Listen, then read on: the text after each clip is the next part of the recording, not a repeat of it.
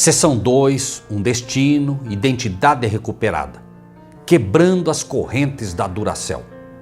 Houve uma longa pausa enquanto eles se abraçavam. A intensidade da emoção é profunda, mas ambos sabiam que chegara a hora. Desde os dias da eternidade, pai e filho sempre tiveram estreita comunhão um com o outro, e agora essa comunhão logo seria colocada à prova e, ainda que por pouco tempo, interrompida. O Filho de Deus deve agora embarcar na missão de recuperar seus filhos e filhas humanas. Pai e filho compreendem os riscos e os custos envolvidos, mas o amor os impulsiona. Por um breve momento, o pai e o filho olham para o futuro, com olhos proféticos assistem o desenvolver da missão. O desprezo, a rejeição, o ódio, o chicote, os cravos, tudo isso é nada em comparação com aquele momento horrível do tempo em que o céu e a terra ficam parados e contemplam a separação do pai e do filho.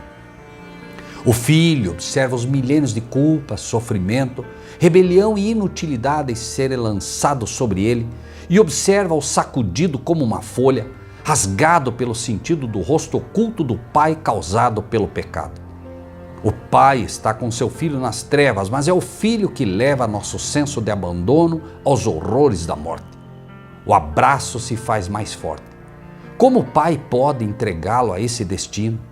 Em um nível mais profundo, ambos lutam com a possibilidade de fracasso e perda eterna do poder do pecado.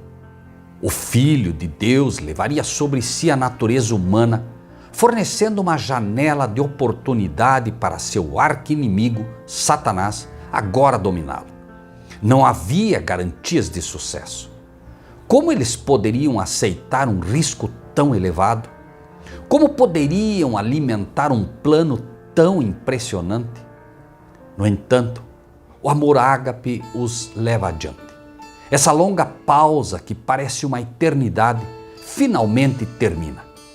Ambos decidem executar o plano.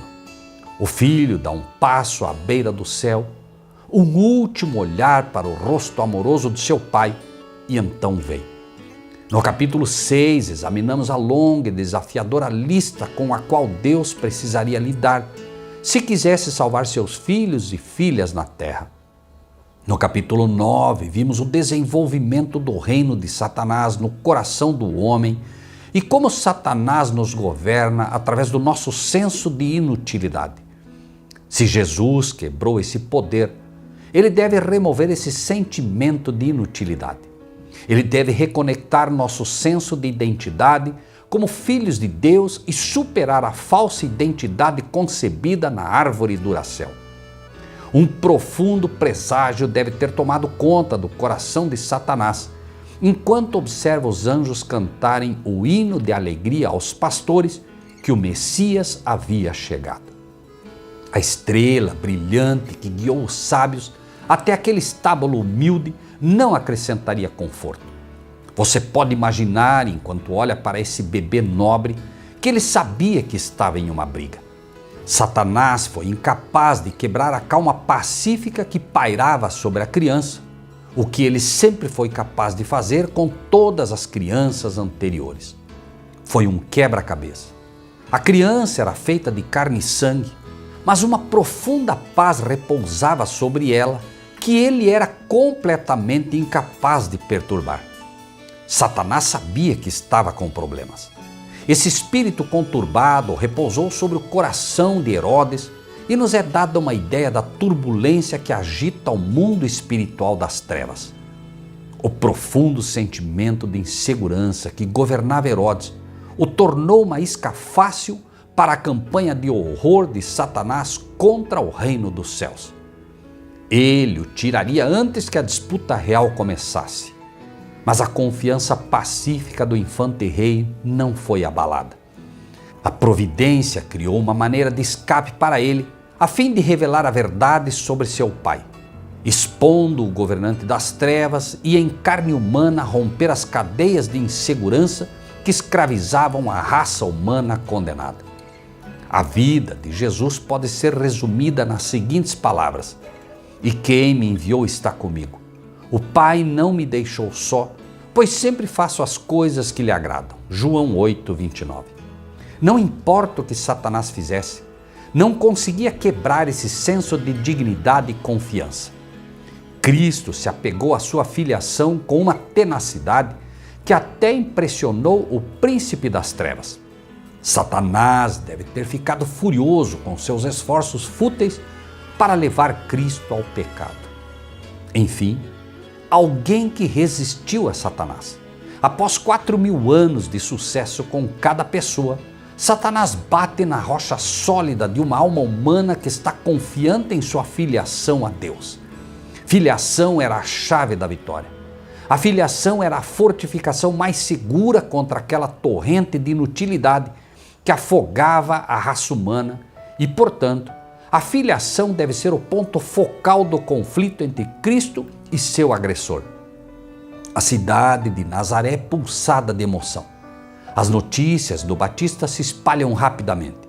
O precursor do Messias havia chegado e quando a mensagem chegou à humilde carpintaria, Jesus sabia que chegara a hora de glorificar a seu Pai.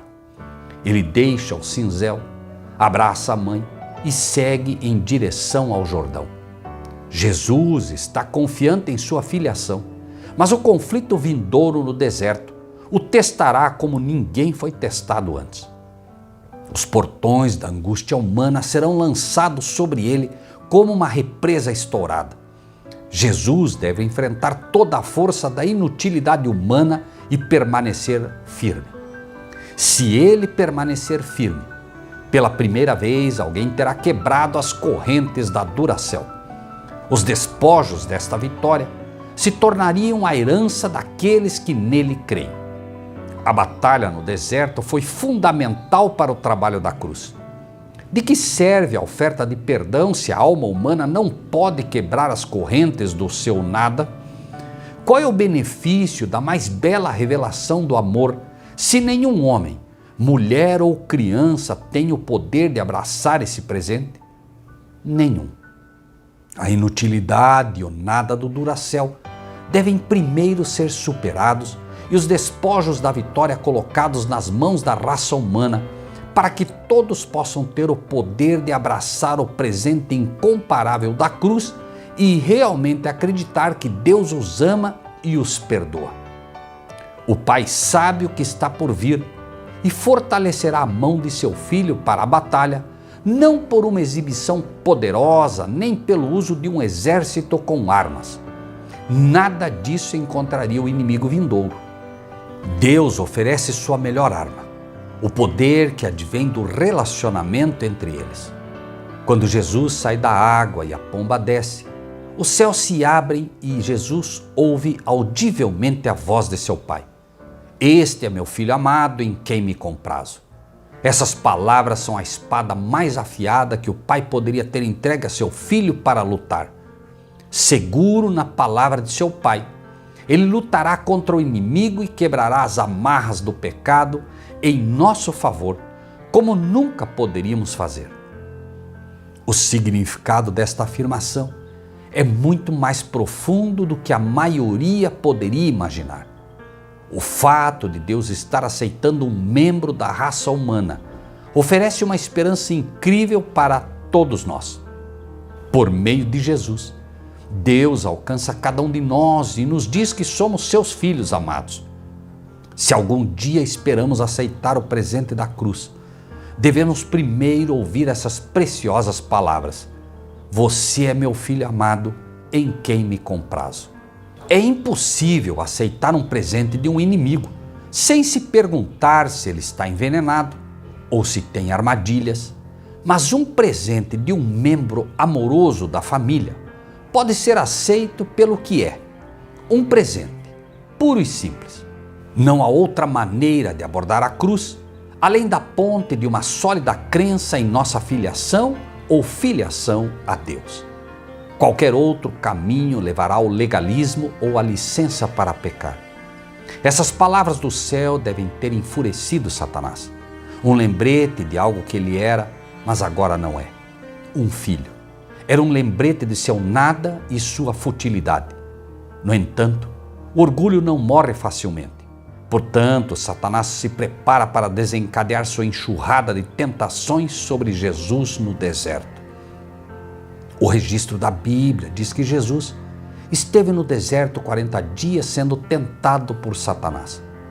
Penso que a maioria das pessoas acharia 10 minutos de tentação constante irresistível. Imagine 40 dias. Satanás teve 4.000 anos de prática para acertar, e você pode ter certeza de que Jesus foi feito alvo de todas as armas do inferno. Quem pode compreender a profundidade deste conflito?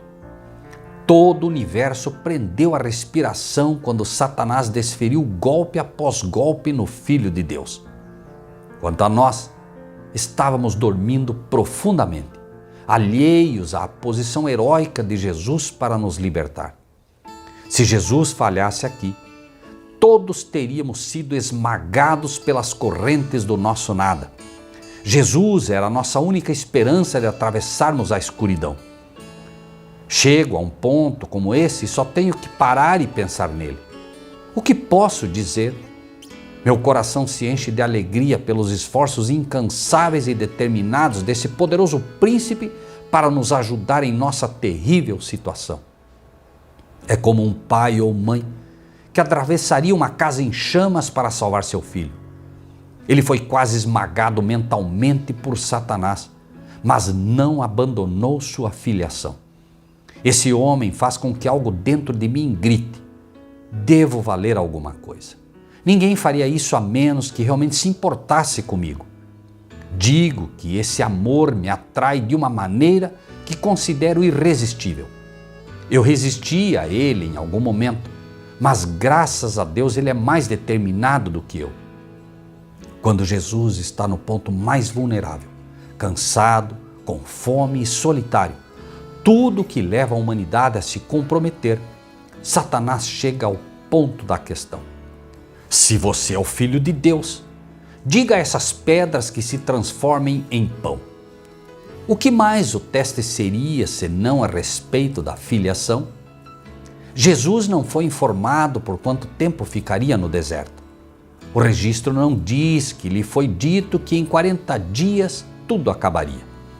Jesus ainda estava lá e nenhum anjo havia vindo para alimentá-lo.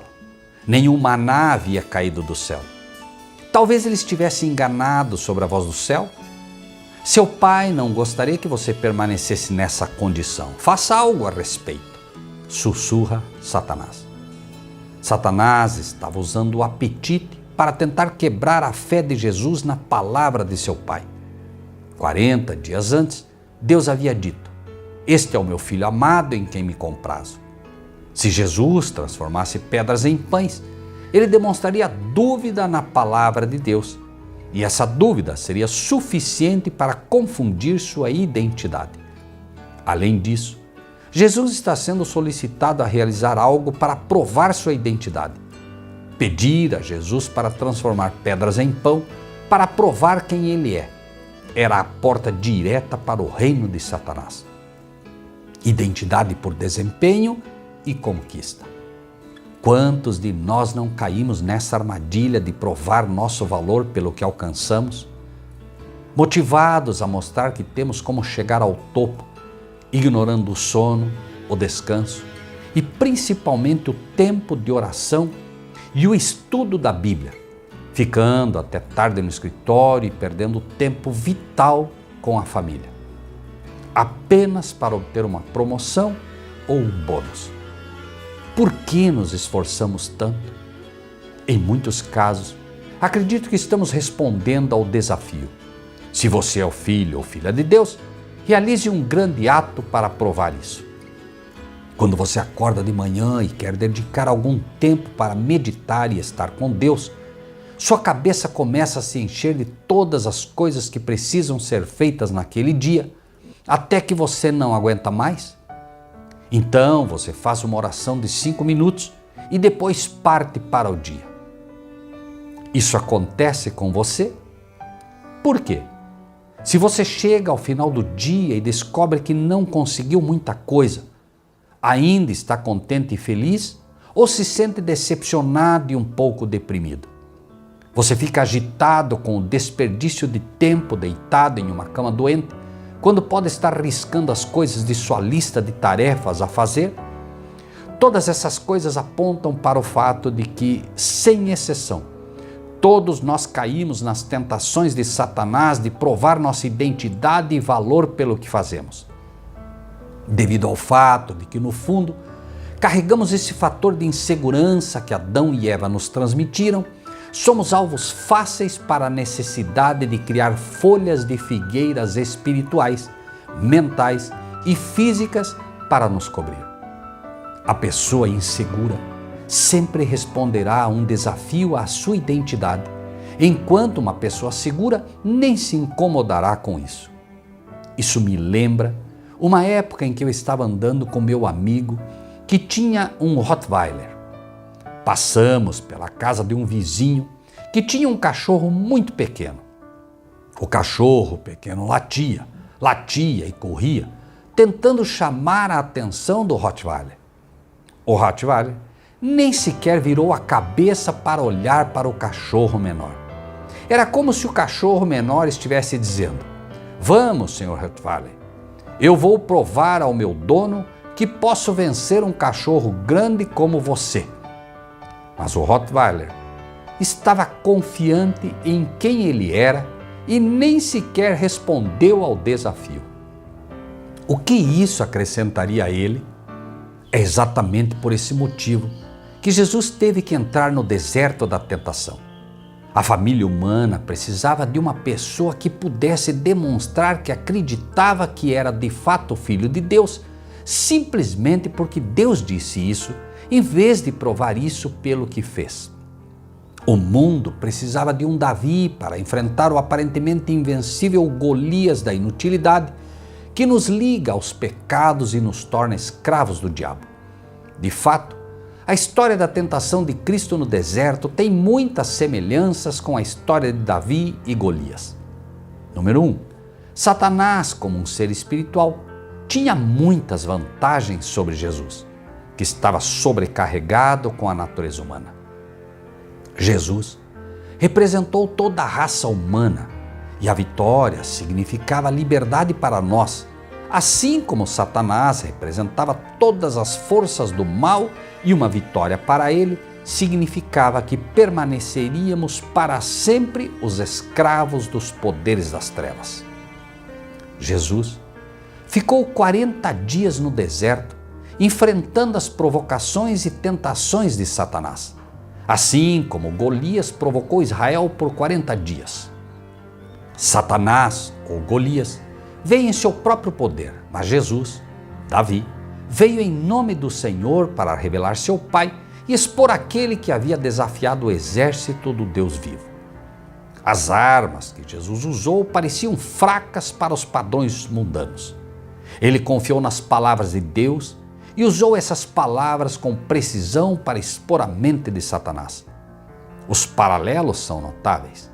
Não posso deixar de me colocar como um daqueles soldados israelitas na encosta da colina, ouvindo Golias insultar meu Deus, minha religião e a mim mesmo. Onde está o seu Deus? Por que você não luta comigo se ele é tão forte? Você é fraco e inútil, e é uma vergonha para o seu Deus. Ouvir esse tipo de abuso por 40 dias seria realmente deprimente. Basta olhar para o tamanho dele. Sua armadura brilha à luz do sol, enquanto sua voz monstruosa grita insultos através do vale. A situação parece desesperadora e há um sentimento de resignação à escravidão. Hoje é diferente. Temos as provocações de Satanás sobre nossas inabilidades e fraquezas. Suas tentações parecem tão fortes e avassaladoras e caímos nelas de novo, e há esse sentimento de resignação à escravidão. Existem até aqueles que pregam que nossa escravidão nunca pode ser vencida e que o pecado sempre nos superará. Uma triste rendição à escravidão do pecado. O filho de Davi está em nosso acampamento e ele nos emancipou das correntes do diabo. Sua vitória no deserto da tentação é uma vitória para toda a família humana. Você pode optar por pensar que ainda deve enfrentar o seu Golias, ou pode observar com admiração na encosta, enquanto Jesus corta a cabeça da sua tentação. Se você acredita que já tem a vitória por causa de Jesus, em vez de esperar que Ele o livre, então você encontrou o ponto crucial da fé. Estou tão imensamente feliz que o filho de Davi me libertou do poder da inutilidade. Ele removeu do meu coração a minha rebelião e o meu orgulho. Ele colocou meus pés na rocha sólida de ser identificado como um filho de Deus. Ele pessoalmente enfrentou as dúvidas por mim e as conquistou pela fé na palavra de nosso Pai. Cantem e regozijem-se comigo, filhos e filhas de Deus. Jesus quebrou as correntes da Duracell e nos fez aceitos no amado.